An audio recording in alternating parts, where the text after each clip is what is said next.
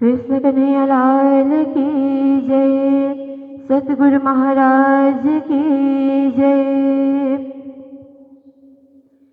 हीन एकली हूँ लटक बन जाए, हीन एकली हूँ लटक बन जाए। जनमत रोअंग झूठो, जनमत रोअंग झूठो। देखते ही मिट जाए, देखते ही मिट जाए।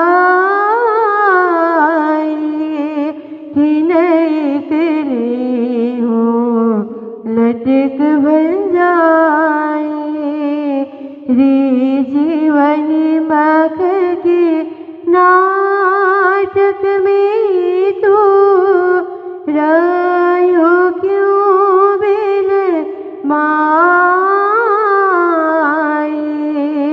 देखते ही चले जाते बाजी,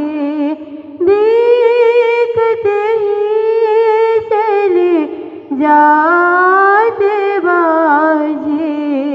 बोलते क्यों प्रभु पाए, बोलते क्यों प्रभु पाए। कि नहीं खिली हो लटक बन जाए। आपको पृथ्वी पति कहावे, ऐसे थे गाए बजाए। अमर पूर सिर दार कहिए, अमर पूर सिर दार कहिए। कालन छोड़त ताए, कालन छोड़त ताए। हीन एकली हूँ लटक बन जाए, हीन एकली हूँ लटक बन जाए। जीवर चतुर्मुख को छोड़त नाही, जो करता सृष्टि कहलाए। चारों तरफों चौदह लोकों, चारों तरफों चौदह लोकों। काल पहुँचो आए, काल पहुँचो आए। हीन एकली हूँ लटक बन जाए, हीन एकली हूँ लटक बन जाए। पवन पानी आकाश जी में जोगी ने जोत बुझाए। अवसर सो जान के, अवसर सो जान के। तू प्राणपति लोलाए, प्राणपति लोलाए।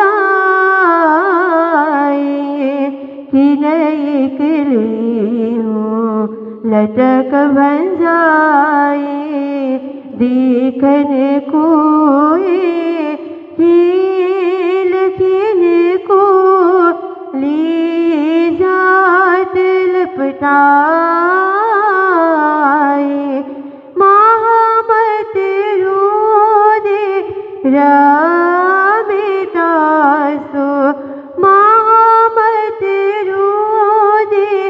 रमिता सो उपजति जा की जाए, उपजति जा की जाए। खिनई कली हूँ लटक बन जाए, खिनई कली हूँ लटक बन जाए। बोले श्री प्राणनाथ प्यारे की जय। कोई कहे सबे ब्रह्म, तब तो अज्ञान कछुए नाही। तो सठ शास्त्र हुए काहे को, मोहे ऐसी आवत मन माही, मोहे ऐसी आवत मन माही।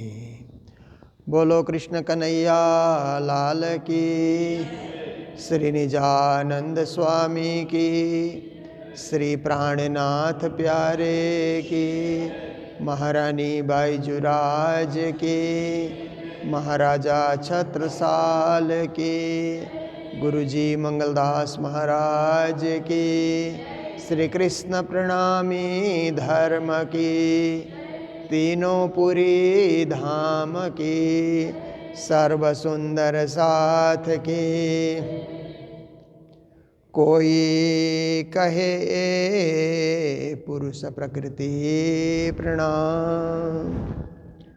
उपस्थित धर्म प्राण शिरोमणि सुंदर साथ जी, माताएं, बहनें, भाइयों, ब्रह्म बेला, ब्रह्म मुहूर्ता, ब्रह्म चिंतन और ब्रह्मवाणी का आस्वादन जो नित्य प्रति हम लोग करते हैं मंगलधाम में, इसका आनंद लेते हैं और जीवन को ऊर्ध्व गति की ओर, विचारों को उत्कृष्ट बनाने की ओर हम लोग अग्रसर होते हैं। देखिए, आदमी बड़ा उम्र से नहीं होता है, विचारों से होता है।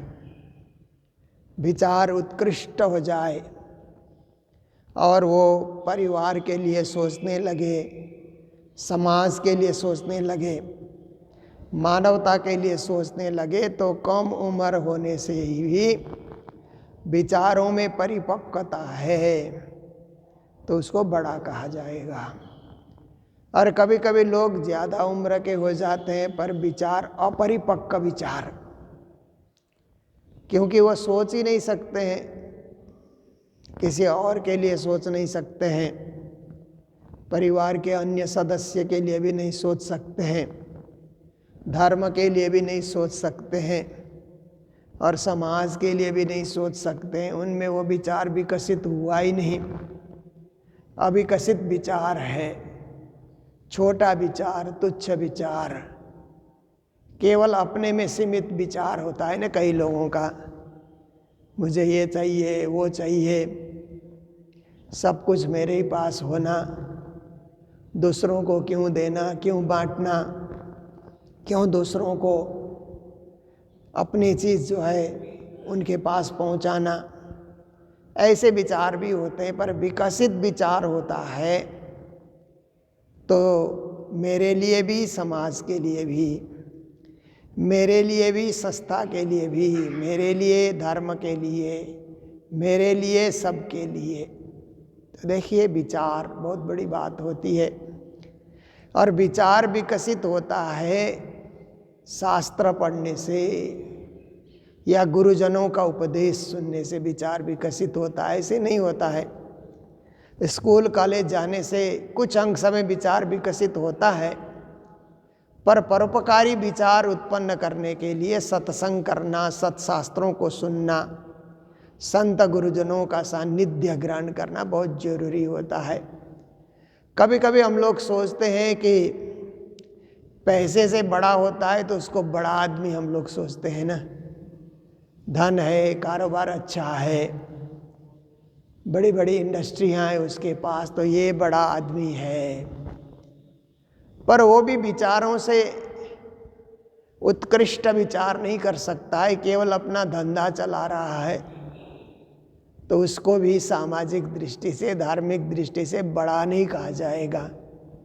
बड़ा वही होता है जो पूरी मानवता के लिए सोचता है, विश्व कल्याण के लिए सोचता है, विश्व मानव हित के लिए, सबके कल्याण के लिए, सबकी सुविधा के लिए, सबकी रक्षा के लिए जो सोचता है वही महान होता है। तो श्री प्राणनाथ जी महाराज हमें वाणी के माध्यम से, चौपाइयों के माध्यम से बड़े विचार बनाने की शिक्षा दे रहे हैं। तो कहते हैं कोई कहे पुरुष प्रकृति, ये तो सूरत का शास्त्रार्थ चल रहा है। प्राणनाथ जी महाराज धर्म प्रचार यात्रा में जब सूरत पहुँचे तो वहाँ पर बहुत सारे संप्रदाय के गुरुजन रहा करते थे, विद्वान रहा करते थे। जब उन्होंने सुना कि एक नए महात्मा आए हैं और उनके पास बड़ा भारी ज्ञान है, बहुत सारे श्रोता उनको सुनने जाते हैं, तो वहाँ पर वैष्णव भी आए, वेदांती भी आए, सट दर्शनी भी आए, शैवी भी आए, शाक्त भी आए और वैष्णव भी आए, सबके सब आए वहाँ चल करके। और ये जो प्रसंग यहाँ चल रहा है वेदांतियों के साथ, सट दर्शनियों के साथ श्री प्राणनाथ जी महाराज जो वार्ता कर रहे हैं, बातचीत कर रहे हैं, उसका प्रसंग यहाँ पर उपस्थित हो रहा है। तो सट दर्शनी लोग क्या है कि वेद से 6 दर्शन शास्त्र बने हुए हैं, क्योंकि हमारे भारत भूमि में प्राचीन काल से बड़े बड़े ऋषि हुए, मुनि हुए, महात्मा हुए, अनुभवी हुए, ज्ञानी हुए, मनीषी हुए। तो उन्होंने एक एक शास्त्र की रचना की। 4 वेद से 6 शास्त्र की रचना हुई। 6 शास्त्र को ही 6 दर्शन भी कहा जाता है, सट दर्शन। जैसे श्री जी ने भी वाणी में कहा ना, आए सट दर्शनी, सट शास्त्र वेदी, 72 फिर के आए अथर्व वेदी, आए सकल कैदी और बेकैदी, भई नहीं रे नौखंडो आरती। श्री जी ने सट दर्शनी का नाम वहाँ पर लिया है, 6 दर्शन शास्त्रों के ज्ञाता। तो उनमें से एक न्याय शास्त्र है जो आत्मा ब्रह्म मानता है, आत्मा ही ब्रह्म है, आत्मा ही परमात्मा है, इस रूप में उनका सिद्धांत होता है। फिर दूसरा मीमांसा दर्शन है, उसमें कर्म ही ब्रह्म कहा जाता है। अच्छा कर्म करो तो ब्रह्म बन जाओगे और बुरा कर्म करोगे तो निकृष्ट योनि में जाओगे। ये मीमांसा दर्शन का सिद्धांत है। फिर सांख्य दर्शन आता है तो प्रकृति पुरुष, जिनसे सृष्टि बनी, पुरुष परमात्मा है, प्रकृति ये माया है और इन सब के मिलन से ही सारी सृष्टि बनी है, ये सांख्य दर्शन का सिद्धांत है। फिर पातंजल दर्शन आता है तो ब्रह्म ज्योति स्वरूप हैं, उस ज्योति के द्वारा ही जगत की सृष्टि होती है और हमारे अंदर भी आत्मा ज्योति बैठी है, वो ज्योति स्वरूप ब्रह्म का ही अंश है। इस तरह से पातंजल दर्शन में माना जाता है। वैशेषिक आता है तो काल ही ब्रह्म है, काल ही जन्म देता है, काल ही पोषण करता है और काल ही एक दिन खा जाता है, इसलिए ब्रह्म का स्वरूप तो काल रूप है, ऐसा वैशेषिक का मानना है। फिर वेदांत दर्शन में व्यापक ब्रह्म है, ब्रह्म सर्वत्र है, अणु से लेकर के हाथी पर्यंत सर्वत्र ब्रह्म व्यापक है, ऐसा करके वेदांत दर्शन में माना जाता है। तो श्री जी महाराज ने कहा सट शास्त्र, 6 शास्त्र का अनुभव अपना अपना है। तो सांख्य दर्शन में पुरुष प्रकृति के द्वारा ये खेल रचा गया। तो सूरज दृष्टि क्यों रहे अंधेरी, ये भी बड़ा संदेह। प्राणनाथ जी ने उनकी बातें सुनी, सुनने के बाद कहा कि ज्ञानियों, सूर्य के प्रकाश में अंधेरा रहता है। तो सब लोग उस समय कहने लगे अंधेरा तो नहीं रहता है, अंधेरा हट जाता है, सूर्य की रोशनी आते ही अपने आप प्रकाशित हो जाता है। तो प्राणनाथ जी ने कहा कि जहाँ ब्रह्म है तो वहाँ माया कैसे, जहाँ माया है वहाँ ब्रह्म कैसे, दोनों का समागम कैसे हुआ, अंधेरा और प्रकाश का समागम कैसे हुआ, एक ही जगह दोनों का होना संभव नहीं है। ऐसा करके प्राणनाथ जी ने कहा मेरे मन में एक संदेह है। तो सब के सब कहने लगे कि आपका संदेह भी सही है क्योंकि ब्रह्म का अनुभव होने लगता है तो संसार का संबंध छूट जाना चाहिए, पर संसार का संबंध भी है, ब्रह्म का अनुभव भी हो रहा है। ये तो एक विचित्र अनुभव है। तो श्री प्राणनाथ जी महाराज ने कहा कि ब्रह्म का अनुभव ब्रह्मधाम में होता है। संसार में अंश रूप से हम अनुभव कर सकते हैं, पूर्ण रूप से अनुभव नहीं कर सकते, एक अंश मात्र से अनुभव करते हैं। बाकी तो संसार माया का खेल है, प्रकृति का खेल है, सृष्टि है। इस संसार में हम यहाँ ब्रह्म का यहाँ बैठे अनुभव कर सकते हैं, पर पूर्ण ब्रह्म का स्वरूप देखने के लिए तो ब्रह्मधाम में ही पहुँचना होगा। कोई कहे ये सब सुपना, फिर बहुत सारे ज्ञानी ध्यानी वहाँ पर आए हुए हैं, तो कुछ लोग कहते हैं संसार तो स्वप्न का खेल है। ऐसा कहा भी जाता है, क्योंकि जो हम करते हैं स्वप्न जैसा अनुभव होता है। हमारा बचपन स्वप्न हो गया, अब बचपन की बात याद करो तो ऐसा लगता है कि वो सब चला गया, कुछ भी मेरे साथ नहीं है, एक स्वप्न देखने की भांति। और जवानी अवस्था को देखिए, हम लोग स्कूल पढ़ते थे, कॉलेज पढ़ते थे, वो भी अब स्वप्न जैसा अनुभव होता है। फिर जवानी के बाद प्रौढ़ अवस्था आती है, तो प्रौढ़ अवस्था में विवेक से हम काम करते हैं, विवेक से कदम आगे बढ़ाते हैं। पर वृद्ध होने के बाद प्रौढ़ अवस्था भी स्वप्न की भांति लगने लगता है। तो सृष्टि सब जहाँ भी जाइए, कभी कोई तीर्थ भ्रमण में जाइए तो वर्षों के बाद याद कीजिए तो स्वप्न जैसा लगता है। कहीं कोई हिल स्टेशन घूमने गए, वो भी कई सालों के बाद लगता है ये भी स्वप्न है। कहीं हमने किसी से लेन देन किया, वो भी स्वप्न की भांति लगने लगता है। आधा भूल जाते हैं, आधा स्मृति आधा विस्मृति को ही स्वप्न कहा जाता है। तो बहुत सारे लोगों ने कहा संसार स्वप्न है, न्यारा खाबंद है और परमात्मा अलग है, स्वामी अलग हैं, परमात्मा ने स्वप्न की सृष्टि रची, परमात्मा अलग बैठे हुए हैं। श्री जी ने कहा तो ये सुपना जब उड़ गया तब खाबंद है किस ठौर। जब स्वप्न की सृष्टि उड़ जाएगी या हमारा स्वप्न का खेल पूरा हो जाएगा तो मालिक कहाँ रहते हैं, परमात्मा कहाँ रहते हैं, खाबंद का स्थान कहाँ पर है। ये जब पूछा तो सभी ने कुछ कुछ जवाब दिया, पर प्राणनाथ जी ने कहा मूल मालिक जो परब्रह्म परमात्मा है, जो सबके मालिक सबके स्वामी सर्वेश्वर, वो तो परम धाम में ही रहते हैं, क्योंकि वो दिव्य धाम में रह करके जगत की सृष्टि करते हैं। वो चार ब्रह्मांड में भी नहीं, अक्षर में भी नहीं, अक्षर से परे उत्तम पुरुष के रूप में वो परब्रह्म परमात्मा परम धाम में रहते हैं। तो सबके लिए आश्चर्य का विषय भी हुआ, क्योंकि जितने भी विद्वान हैं, आज भी जितने भी विद्वान हैं, परम धाम कहते ही स्वर्ग वैकुंठ को ही समझ लेते हैं, एक अलग से नाम दिया गया, पर स्थान तो स्वर्ग वैकुंठ ही है, उससे परे कुछ नहीं है। कुछ कृष्ण भक्त हैं तो गौलोक धाम को परम धाम मानते हैं। परम धाम शब्द आया भी शास्त्रों में तो गौलोक धाम के लिए ही है। पर प्राणनाथ जी ने तो अपनी वाणी में परम धाम की पूरी परिभाषा करके नक्शे के साथ वो परम धाम कैसा है, उसकी लंबाई चौड़ाई क्या है, उसका आनंद क्या है, और वहाँ पर क्या क्या ऐश्वर्य है, क्या वैभव है, सच्चिद आनंद कैसे वहाँ पर परिव्याप्त हो रखा है, ये सब चौपाइयों के माध्यम से और चर्चनी के माध्यम से इतना खोल करके बताया है कि लोगों ने स्वर्ग को भी इस ढंग से नहीं बताया आज तक, जितना परम धाम को श्री जी ने बताया।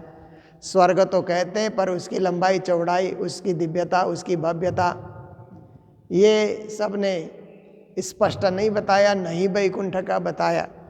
तो प्राणनाथ जी महाराज ने परम धाम के 25 पक्ष का दर्शन उनके सामने प्रकट किया कि मालिक का घर तो ऐसे है, दिव्य परम धाम है, दिव्य ब्रह्मपुर धाम है, घर अक्षरातीत निवास, निजा आनंद है, संप्रदाय ये उत्तर प्रश्न प्रकाश। इस प्रकार से उन्होंने निजानंद संप्रदाय की पद्धति और ज्ञान उनके समक्ष रखा।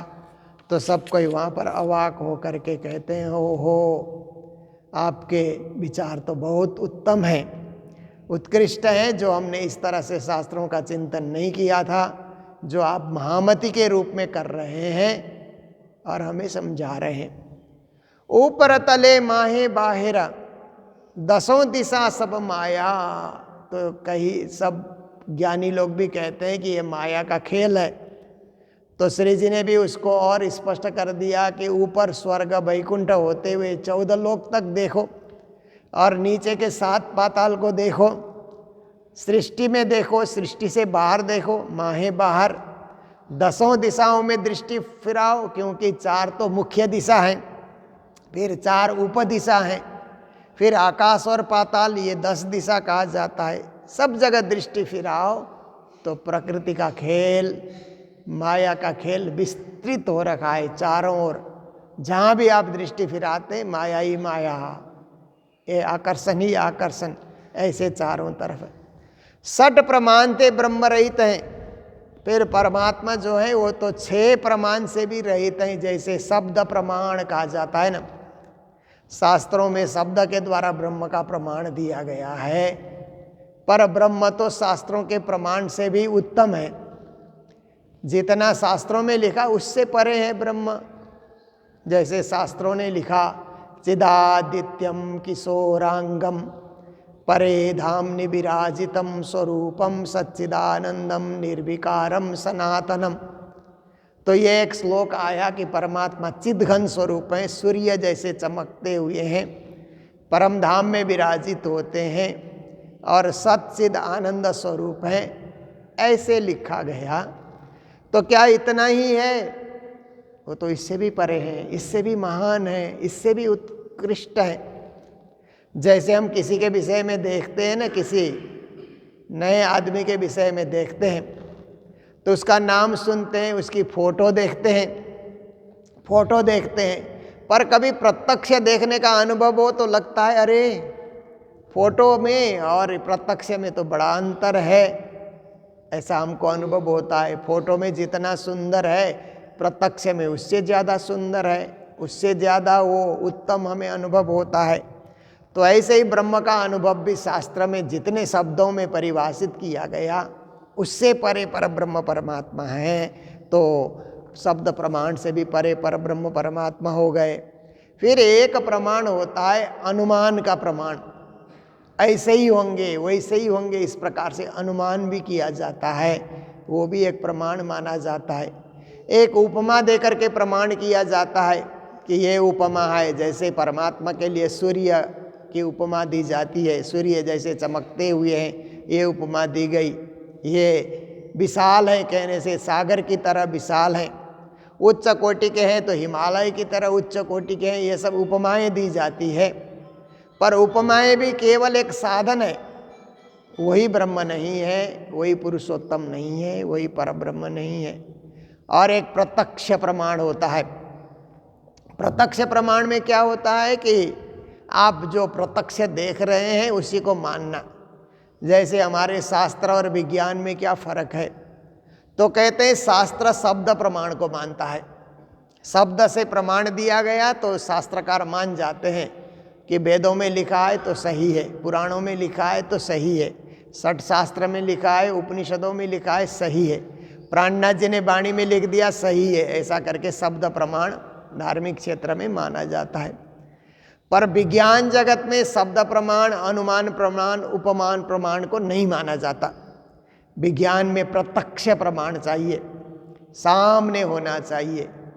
इसीलिए आजकल जो विज्ञान पढ़े हुए स्टूडेंट आपको मिलेंगे तो परमात्मा के विषय में कहेंगे तो उसको भी खड़ा करो, जैसे मैं खड़ा हूँ, तुम खड़े हो, विद्यार्थी खड़े हैं, ऐसे परमात्मा को भी खड़ा करो, ऐसे कहते हैं ना।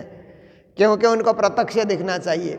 सामने दिखा तो वो मानते हैं, सामने नहीं दिखा या उन्होंने प्रैक्टिकल करके अनुभव किया तो वो मानते हैं, उसमें उनको नहीं दिखा तो नहीं मानते हैं। सब ये प्रत्यक्ष प्रमाण ऐसा होता है। पर धार्मिक जगत में प्रत्यक्ष प्रमाण की जरूरत नहीं रहती है, शब्द प्रमाण ही पर्याप्त होता है। शब्दों से कहा, मेरे गुरु का शब्द है, मेरे ऋषियों का, मुनियों का शब्द है, अनुभवियों का शब्द है, इसलिए उस शब्द से हम अभिभूत हैं। उस शब्द के प्रमाण को हम अक्षरशः पालन करते हैं, क्योंकि हमें उससे परे और कुछ, हमारा अनुभव तो वहाँ तक नहीं है जितना ऋषि मुनियों ने अनुभव किया। तो जिन्होंने अनुभव किया उसको हम पालन करेंगे, मानेंगे और उसका अनुसरण करेंगे। तो ये सब चीज़ें हैं। तो श्री प्राणनाथ जी महाराज कहते हैं कि परब्रह्म परमात्मा सठ प्रमाण से रहित हैं। तो इस तरह से ब्रह्म रहित हैं। सो क्यों कर दृढ़ाए। अब 6 प्रमाण से रहित हैं ब्रह्म, ऐसा करके कहा भी जाए तो दृढ़ कैसे होगा। इसलिए सबसे बड़ी बात है विश्वास। विश्वासम फलदायकम। विश्वास होता है तो प्रमाण की जरूरत नहीं होती। फिर प्रमाण कोई ढूंढता ही नहीं है। जैसे जिस आदमी में हमारा विश्वास हो तो हम 1000 रुपया उसको देंगे और लिखा पढ़ी नहीं करते हैं। हमें विश्वास है कि तुम लौटाओगे, इसीलिए मैं कोई कागज़ में लिखूंगा नहीं कि हमने तुम्हें पैसा दिया है। तो विश्वास सबसे बड़ी बात होती है।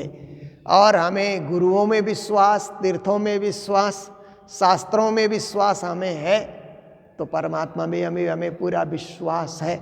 और विश्वास के साथ परमात्मा की पूजा आराधना करते हैं तो हमें शांति भी मिलती है।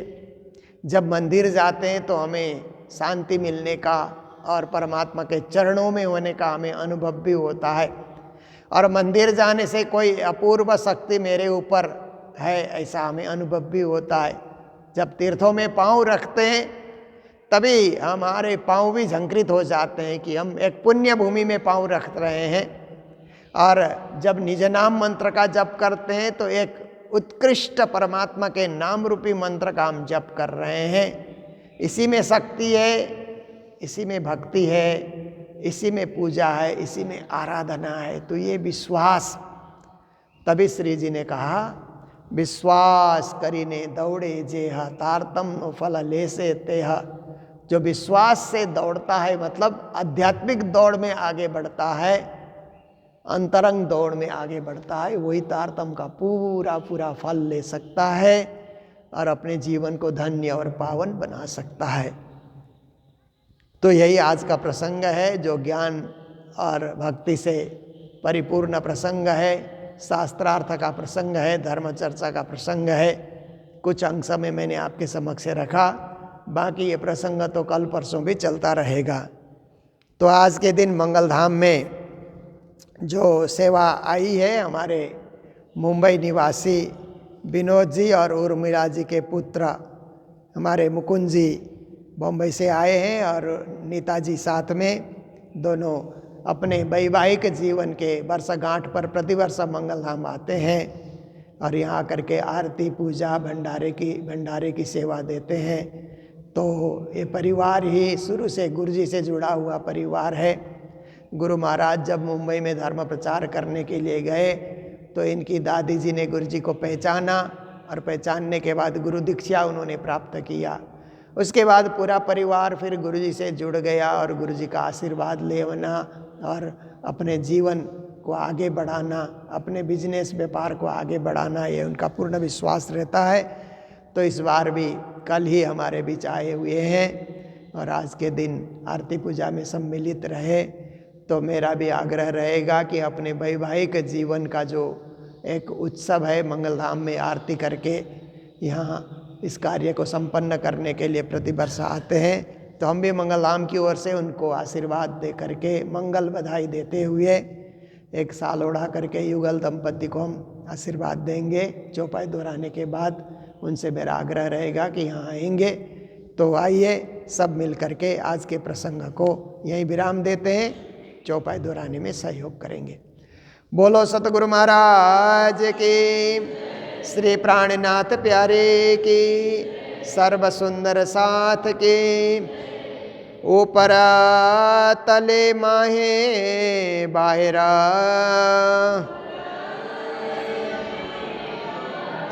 दसों दिशा सब माया, सट प्रमाण थे ब्रह्मा रहित हैं, सो क्यों कर दृढ़ाया, सो क्यों कर दृढ़ाया, बोलो श्री प्राणनाथ प्यारे की, श्री धाम के धनी की। प्रणाम।